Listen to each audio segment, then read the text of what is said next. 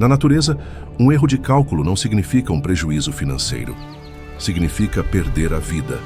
Cada ninho, cada toca e cada barragem é uma obra de engenharia de vida ou morte, construída sob a pressão constante de predadores e de um ambiente implacável. Hoje eu te convido a conhecer as construções mais incríveis, onde cada detalhe é uma aposta na sobrevivência. Como a engenharia se torna a arma definitiva na luta pela vida. E quais são as estruturas que fazem a diferença entre viver e ser devorado. Estes são os 15 engenheiros mais inteligentes da natureza.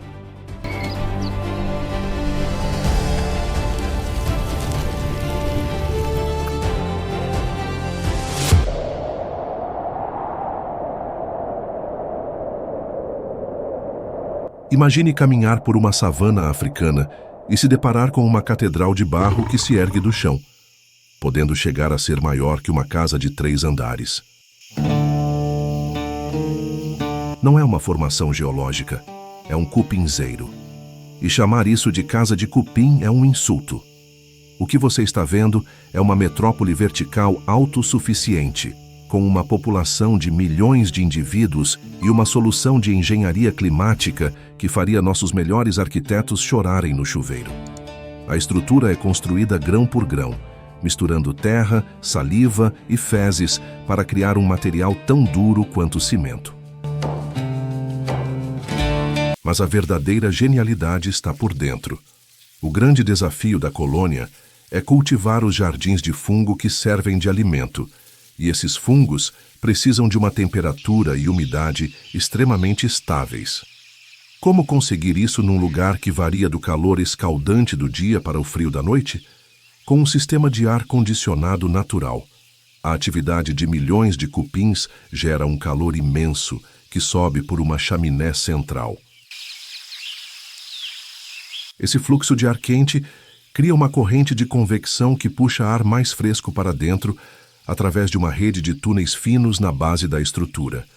O ar circula constantemente, passando por câmaras que regulam a umidade, garantindo o clima perfeito. É um edifício que respira, um pulmão de barro vivo que funciona com uma eficiência energética perfeita.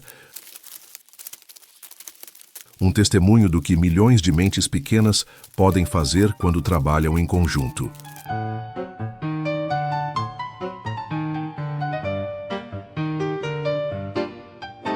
Agora vamos sair da solidez da terra e olhar para o ar.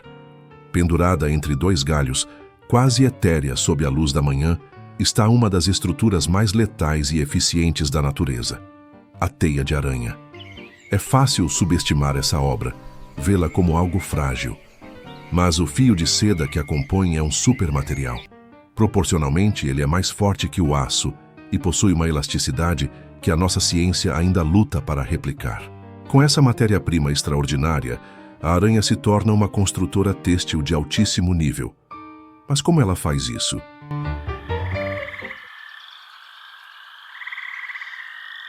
O processo de construção é uma aula de precisão. Ela primeiro lança um fio ao vento para criar uma ponte, a viga mestra de sua obra. A partir daí, tece os fios radiais que darão a sustentação como os raios de uma roda de bicicleta. Só então ela percorre a estrutura em espiral, depositando a seda pegajosa que fará a captura. E a aranha sabe exatamente onde pisar, seguindo os fios não pegajosos para não se tornar uma vítima da sua própria armadilha.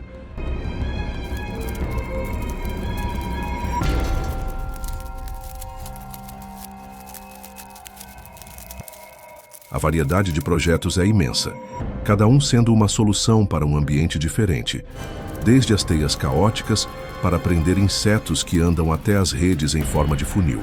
É uma estrutura que combina beleza matemática com uma função mortal. Uma obra de arte que espera pacientemente pela sua próxima vítima.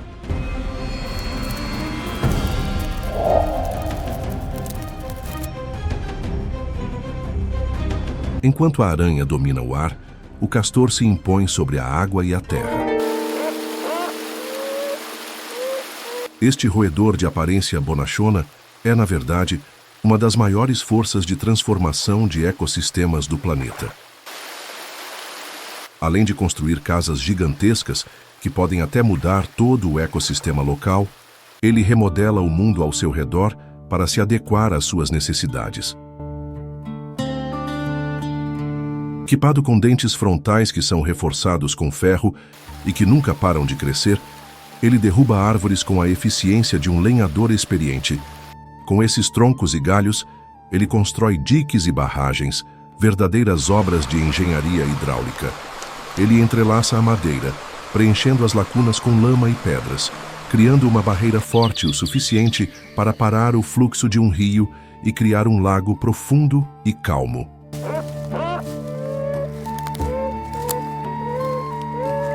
Esse lago é sua fortaleza. A água o protege de predadores como lobos e ursos. No meio dele, o castor constrói sua toca, uma cúpula de madeira e lama com uma câmara seca por dentro e entradas estrategicamente posicionadas debaixo d'água. O impacto de suas ações é gigantesco. O lago que ele cria se torna um novo lar para peixes, anfíbios e aves aquáticas. O castor é um bioengenheiro que, na busca por sua própria segurança, acaba por enriquecer a vida de dezenas de outras espécies.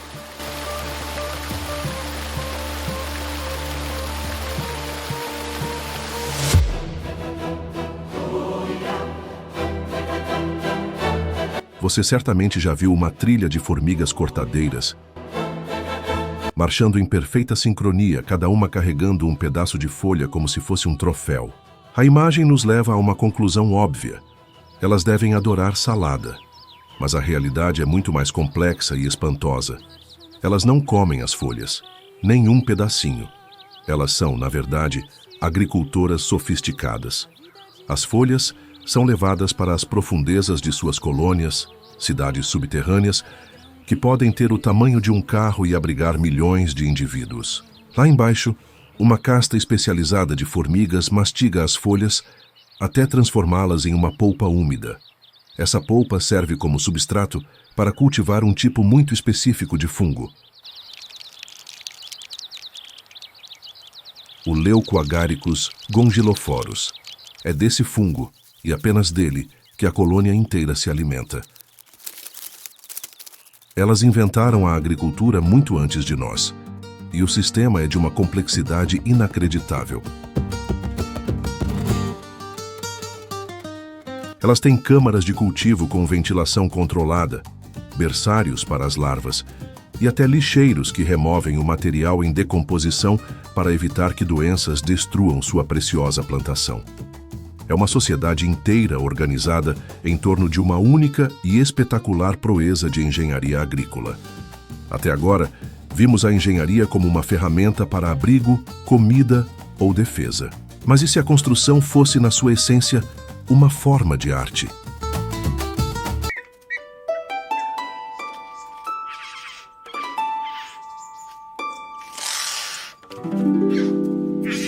Uma performance para conquistar um amor. Conheça o pássaro jardineiro, da Austrália e Nova Guiné. Para atrair uma parceira, o macho não confia na sua plumagem ou no seu canto. Ele confia em seu talento como arquiteto e designer de interiores. Ele constrói no chão uma estrutura de gravetos chamada caramanchão. E importante, isso não é um ninho para criar os filhotes. É uma galeria, um palco, um apartamento decorado para o ritual de acasalamento. O mais incrível é a decoração. Ele passa dias vasculhando a floresta em busca de objetos coloridos para adornar sua obra. Podem ser frutas, flores, conchas, asas de besouro e, em áreas próximas a humanos, tampas de garrafa, canudos e pedaços de vidro. E ele não os espalha de qualquer jeito. Costuma organizar meticulosamente por cor, criando mosaicos e arranjos de uma beleza surpreendente. A fêmea, então, faz um tour por vários desses caramanchões e escolhe o macho que apresentou o trabalho artístico mais impressionante. É a prova de que a engenharia pode ser a mais pura expressão de estética e desejo. O som é inconfundível, uma rajada de percussão que ecoa pela floresta. É o pica-pau, o construtor que trabalha com a força do bico. Ele martela o tronco de uma árvore com uma força que pode exceder 1000 vezes a força da gravidade, a uma velocidade de até 20 batidas por segundo. A pergunta que intriga os cientistas é simples: como ele não explode a própria cabeça?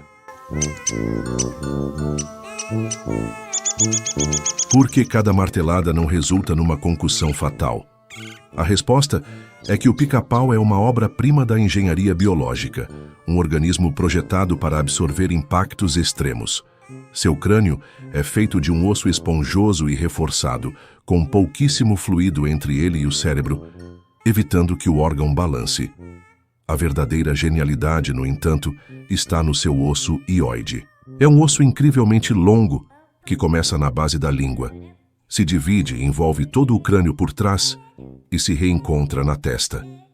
Ele funciona como um cinto de segurança interno, dissipando a energia vibracional do impacto. Sua língua também é extremamente longa e se enrola dentro do crânio, servindo como um amortecedor adicional. Ele é uma britadeira viva, com um capacete e um sistema de amortecimento embutidos perfeitamente projetado para escavar seu alimento e seu lar.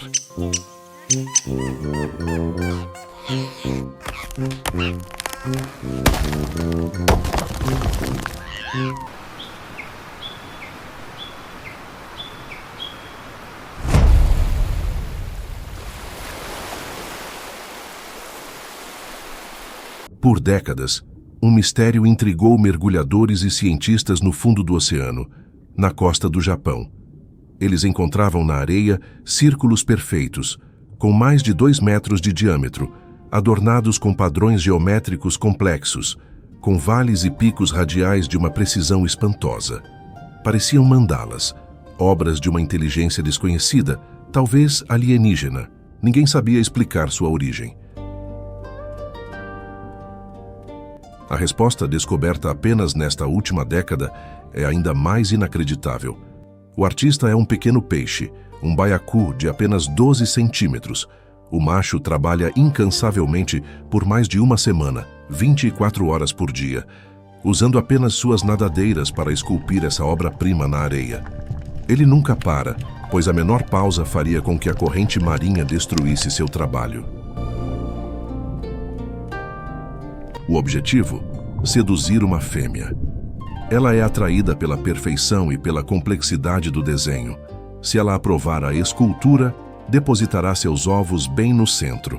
Mas a genialidade vai além da estética. O design intrincado do círculo não é aleatório. Os vales e picos foram projetados para canalizar as correntes oceânicas, neutralizando seu fluxo no centro e reunindo as partículas finas de areia.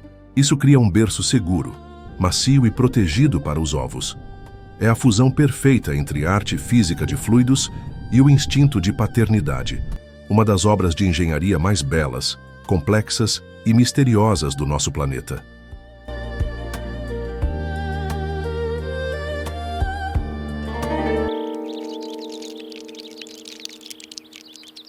Se você pensou que já tinha visto tudo com as formigas agricultoras, prepare-se para um nível de engenharia que é ao mesmo tempo genial e um pouco perturbador. Conheça a formiga tecelã, uma espécie que vive nas copas das árvores na Ásia e na Austrália. Elas não cavam na terra nem se abrigam em troncos ocos. Elas constroem seus ninhos no alto, entre as folhas, criando abrigos verdes e vivos. Mas como unir folhas flexíveis e distantes umas das outras? Com trabalho em equipe e uma ferramenta de trabalho absolutamente inesperada, suas próprias larvas.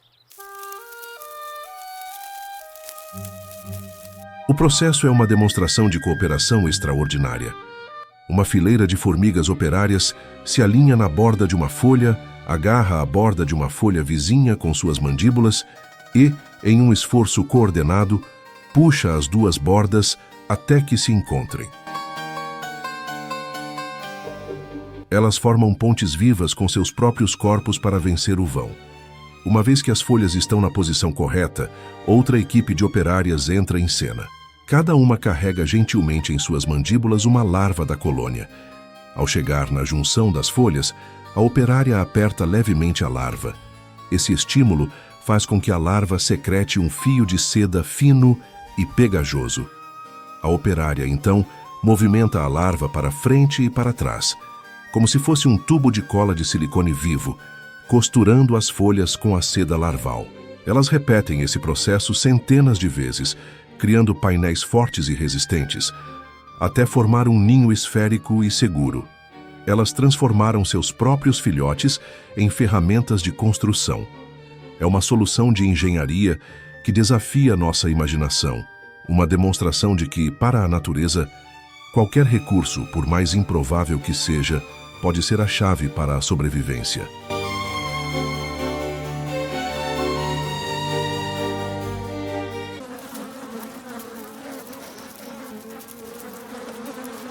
A colmeia das abelhas é tão onipresente em nossa cultura que corremos o risco de esquecer o quão perfeita ela é.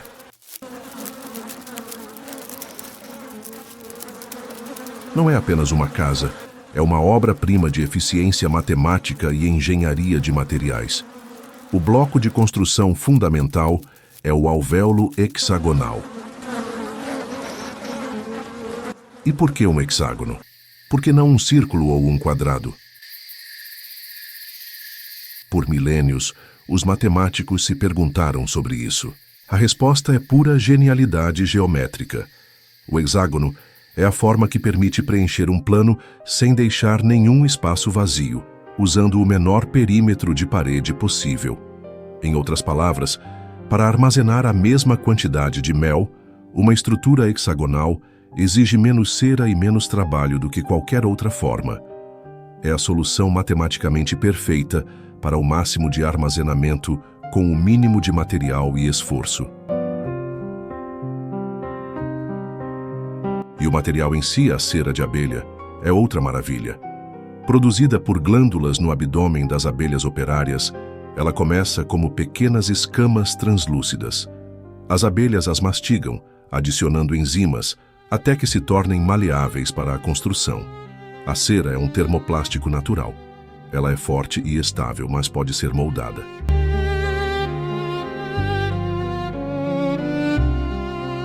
A colmeia inteira funciona como um superorganismo, onde cada abelha é uma célula, construindo e mantendo essa cidade perfeitamente otimizada, um testemunho de que as leis da matemática não são uma invenção humana, mas uma linguagem fundamental do universo.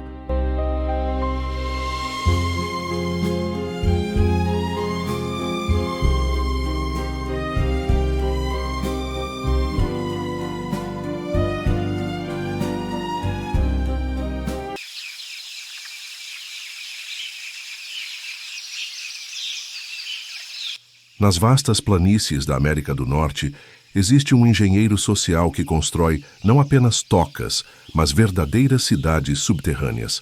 O cachorro da pradaria, um roedor altamente sociável, vive em colônias que podem se estender por quilômetros sob a terra. Essas cidades são muito mais do que uma série de buracos. São sistemas complexos com múltiplos túneis, câmaras especializadas e diferentes tipos de entradas. Eles projetam suas tocas com uma inteligência surpreendente para, por exemplo, criar ventilação. Uma das entradas do túnel é construída em forma de monte elevado, enquanto a outra é nivelada com o chão. O vento que passa mais rápido sobre o monte mais alto cria uma zona de baixa pressão, que literalmente suga o ar para fora do túnel, puxando ar fresco pela outra entrada. É o mesmo princípio da aerodinâmica usado em aviões, aplicado para ventilar uma cidade subterrânea. Dentro da cidade, existem bairros ou coteries, cada um com sua família.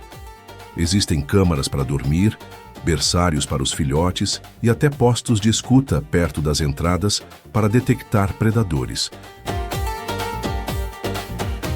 E o sistema de comunicação é igualmente complexo. Eles possuem latidos diferentes para diferentes tipos de ameaça. Um para um coiote, outro para um falcão, outro para um humano. O cachorro da pradaria não escava apenas um buraco. Ele projeta um ambiente subterrâneo seguro, ventilado e socialmente organizado, uma prova de que a engenharia civil complexa não é exclusividade nossa.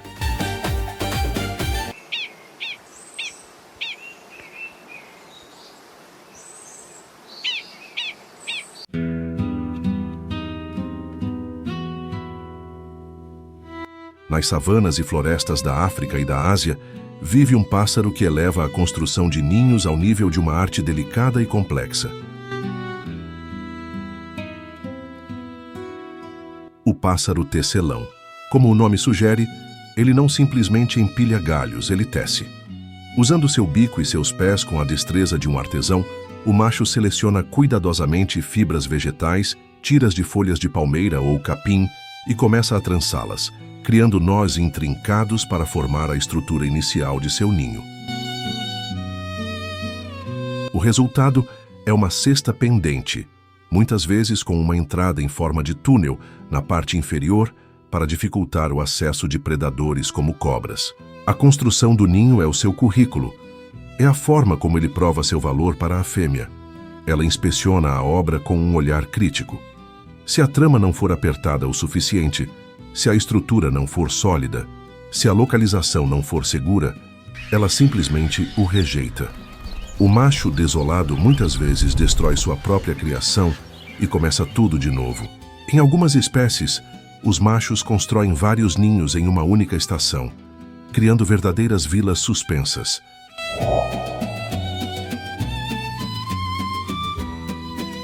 Cada ninho é um testemunho de sua força, sua habilidade e sua perseverança, uma obra de artesanato tecida com a esperança da continuidade.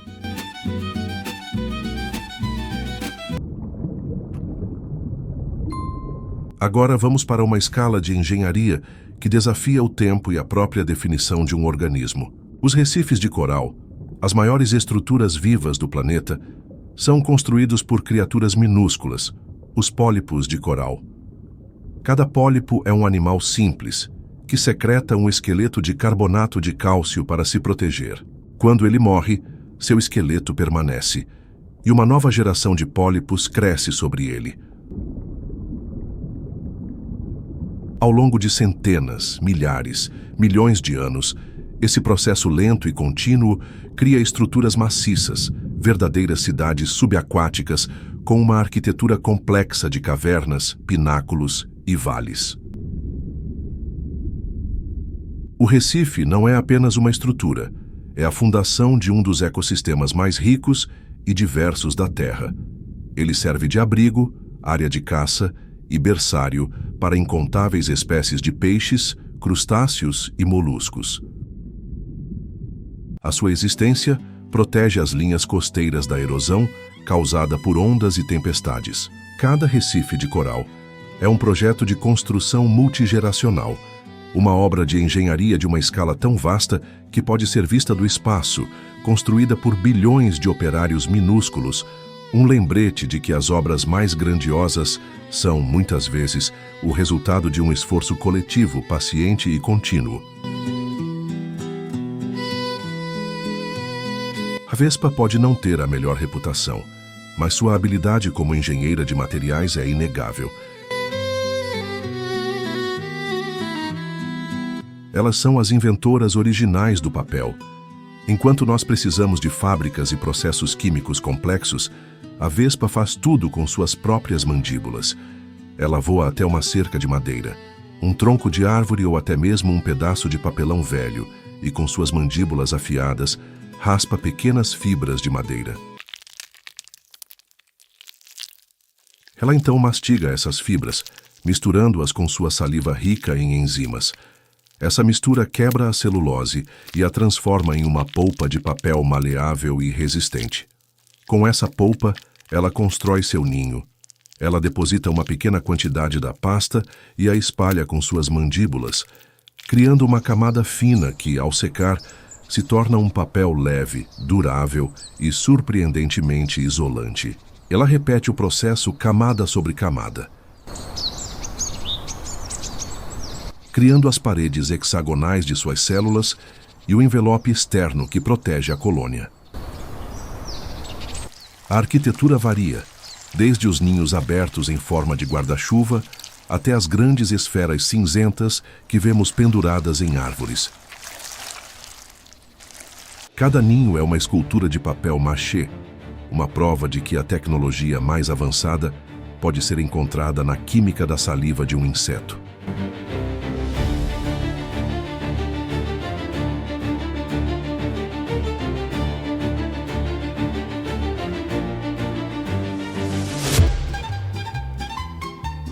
No fundo do mar arenoso, vive um engenheiro com uma arma secreta e uma amizade improvável. O camarão-pistola é um escavador incansável. Ele passa o dia limpando e mantendo sua toca, removendo areia e detritos para criar um abrigo seguro. Mas ele tem um problema, é praticamente cego, o que o torna uma presa fácil quando está fora de sua toca. A solução? Contratar um segurança. O camarão-pistola forma uma das parcerias mais fascinantes do oceano com um pequeno peixe chamado gobe. O gobe tem uma visão excelente. Ele fica de vigia na entrada da toca enquanto o camarão trabalha. Em troca de proteção, o gobe ganha um lugar seguro para se esconder.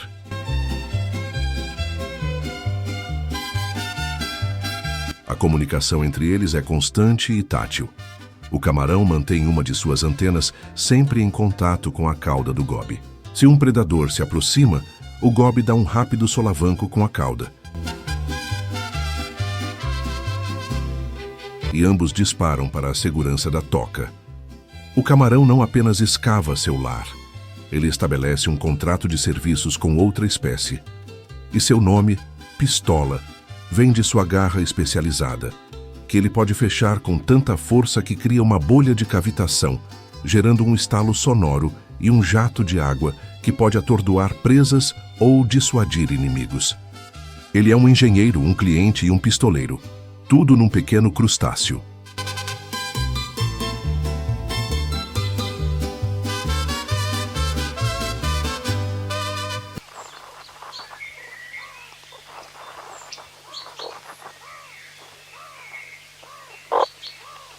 No calor implacável dos desertos da África Austral, vive um pequeno mamífero que transformou a vigilância e a cooperação em uma forma de arte. Os suricatos são engenheiros sociais, e suas construções são projetadas para sustentar uma sociedade complexa, baseada em uma regra de ouro: união e alerta constante.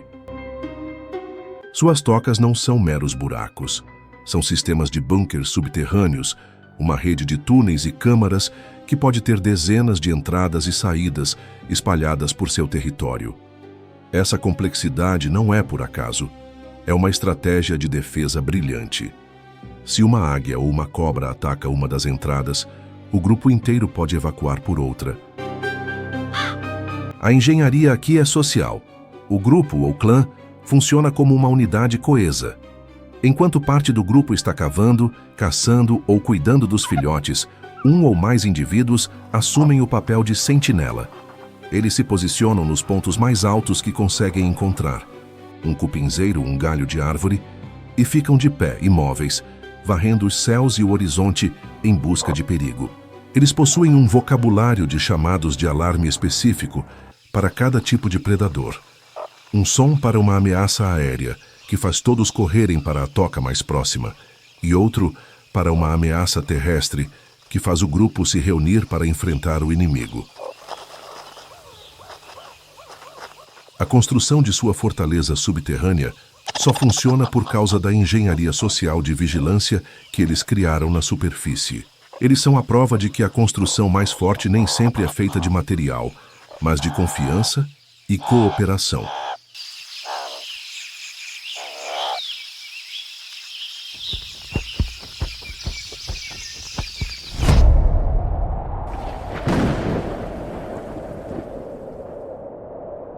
Até agora, vimos como os animais são engenheiros espetaculares. Mas e quando a própria natureza, em sua forma mais bruta e elemental, se torna a maior das engenheiras.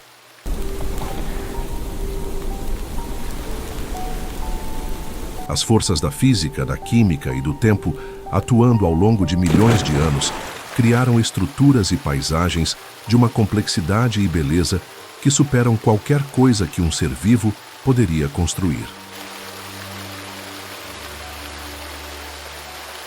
São obras em escala planetária, forjadas pelo gelo, pela água, pelo vento e pelo fogo. Pense nos lugares mais gelados do nosso planeta, como a Antártida ou a Groenlândia. O gelo ali não é estático, ele é um engenheiro lento e implacavelmente poderoso.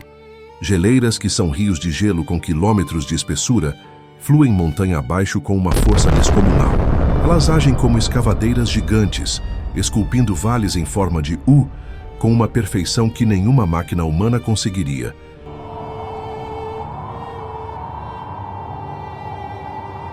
Elas arrancam rochas, moem montanhas até virarem pó e transportam esses sedimentos por centenas de quilômetros. Quando essas geleiras chegam ao mar, elas criam os fiordes, vales glaciais inundados de uma beleza dramática, como os que vemos na Noruega ou na Patagônia.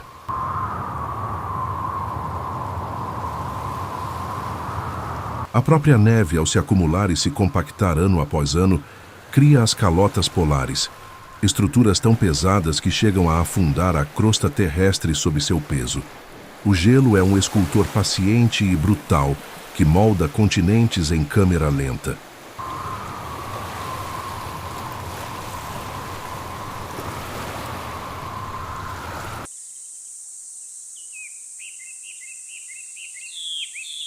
Agora vamos para o extremo oposto.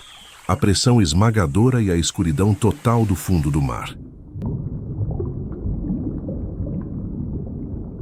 Nas profundezas abissais, como na Fossa das Marianas, a mais de 10 mil metros de profundidade, a engenharia da natureza assume uma forma química e geológica. Aqui onde a luz do sol nunca chega, a vida se organiza em torno de fontes hidrotermais. São fendas no assoalho oceânico de onde jorra água superaquecida, rica em enxofre e outros minerais, vinda do interior da Terra. Em vez de fotossíntese, a vida aqui se baseia na quimiossíntese. Bactérias usam os compostos químicos da água para gerar energia. E essas bactérias são a base de um ecossistema inteiro de vermes gigantes, caranguejos cegos e outras criaturas que parecem saídas de um filme de ficção científica. A própria Terra age como um engenheiro, criando oásis de vida baseados em energia geotérmica, em um dos ambientes mais hostis que existem.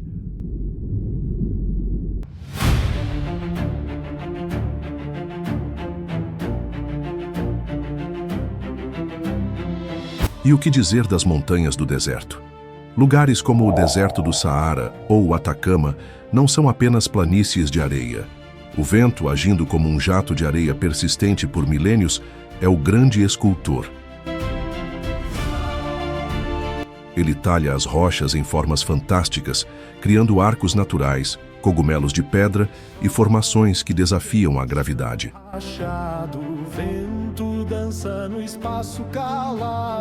As dunas de areia que parecem simples montes são, na verdade, rios de areia em constante movimento, com uma física própria e complexa. As montanhas, expostas a ciclos extremos de calor durante o dia e frio intenso à noite, sofrem um processo de expansão e contração que literalmente quebra as rochas. Guardam a essência da vida pura.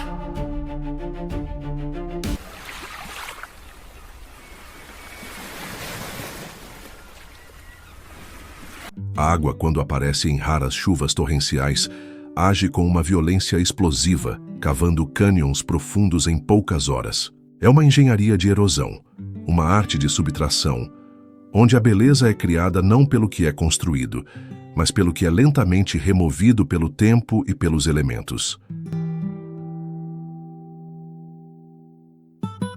Seja no gelo, na água ou na areia, a própria Terra é a engenheira suprema, e suas obras são o nosso próprio planeta.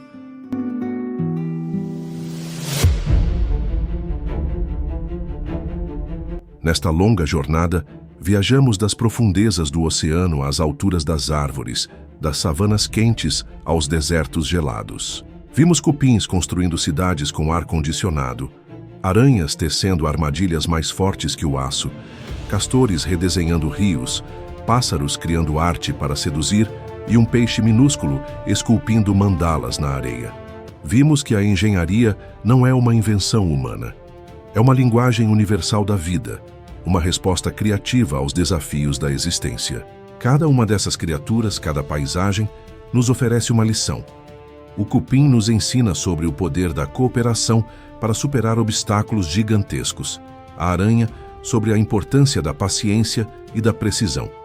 O castor, que nossas ações, por menores que pareçam, têm o poder de transformar o mundo ao nosso redor.